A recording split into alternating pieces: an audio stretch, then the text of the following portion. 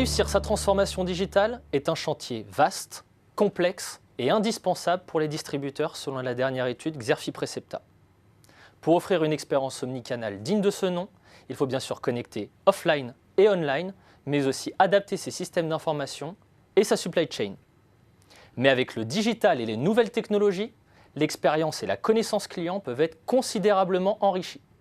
Désormais, le client se place au centre des stratégies et la donnée est devenue le nerf de la guerre.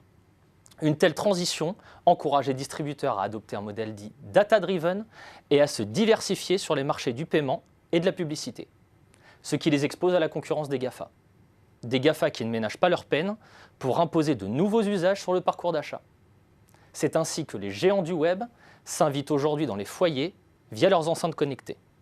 Dans ce contexte, quel est le rôle et la place des entreprises numériques dans la transformation digitale des distributeurs traditionnels?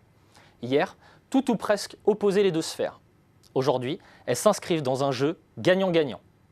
La convergence des modèles d'affaires favorise désormais les rapprochements entre click and mortar et pure players du web, lesquels cherchent à déployer des synergies cross-canal.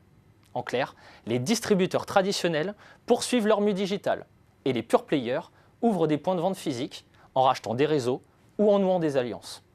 Je pense notamment à la prise de participation de Conforama dans le capital de showroom privé ou encore au projet de rapprochement entre groupe Galeries Lafayette et La Redoute. Autre enseignement de l'étude, les alliances entre distributeurs traditionnels et entreprises du numérique se jouent également de plus en plus dans des démarches d'open innovation.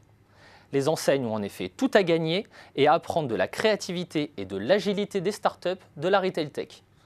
Ces dernières ont, pour leur part, tout intérêt à s'appuyer sur la solidité et la force de frappe des click and mortar pour perdurer. Ces démarches d'open innovation peuvent prendre plusieurs formes: partenariat, hackathon, prise de participation ou encore création d'incubateurs comme le Lafayette Plug and Play ou Silicon Bay du groupe Beaumanoir. Si l'open innovation permet aux distributeurs de se réinventer et de renouveler l'expérience client, elle génère aussi de nombreux défis. Il s'agit en particulier d'adapter la culture d'entreprise et les organisations pour encadrer les échanges avec les startups et ainsi faciliter l'identification des pépites et des projets les plus porteurs.